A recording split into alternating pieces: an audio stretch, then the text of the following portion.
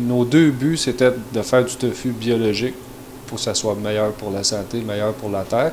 Puis le deuxième but, c'était d'être à Racine pour aller chercher la prestance que Racine a déjà établie. On a décidé d'ouvrir un magasin sans employés.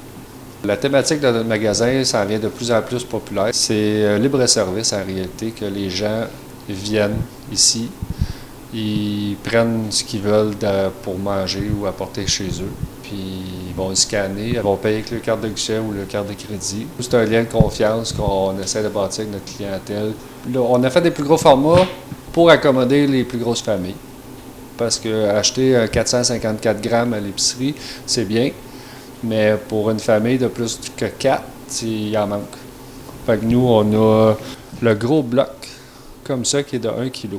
C'est le 500 grammes qu'on a baptisé le petit bloc, que lui, ben, pour 2, 3, 4 personnes, c'est parfait, mais quand t'en as plus, mais l'autre, il prend sa place.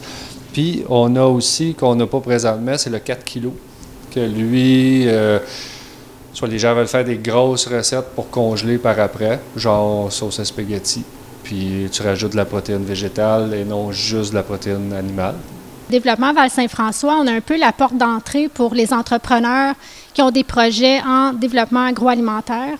Donc, que ce soit en production, en transformation, on est là pour les accompagner dans le développement de leur plan d'affaires, mais aussi pour les orienter vers les bonnes ressources pour développer leurs projets. Pour le financement aussi, trouver les partenaires financiers.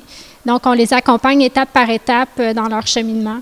Il y a eu des délais supplémentaires, bon, compte tenu de la COVID, puis des coûts supplémentaires. Donc, nous, ça a été d'avoir un appui financier supplémentaire, justement pour les mener au démarrage, parce que Jason nous mentionnait que ça a pris peut-être 6 mois supplémentaires. Donc, c'est sûr que ça met un stress sur le fond de roulement.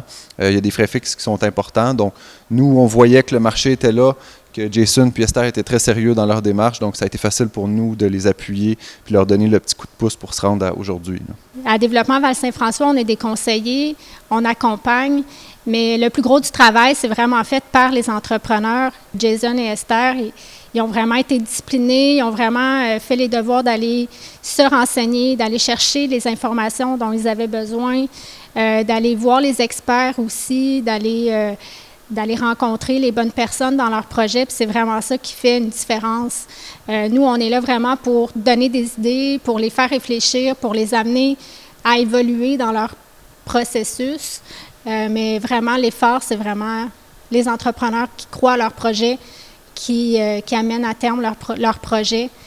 Donc, je lève mon chapeau, puis bravo à Jason et Esther pour l'entreprise Soya d'ici.